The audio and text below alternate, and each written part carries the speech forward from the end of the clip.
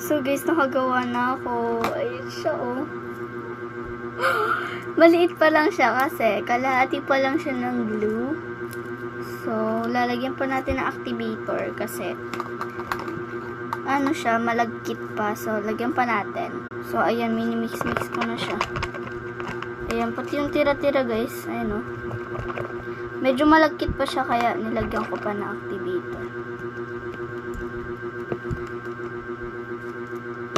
Ayan na, perfect na. No? Wow! Medyo madumi siya guys kasi madumi yung kamay ko. So, ayan na siya. So, guys, ito na siya, oh. Super stretchy niya. Ayan. Ito, guys. Super stretchy, oh. Like, oh my gosh.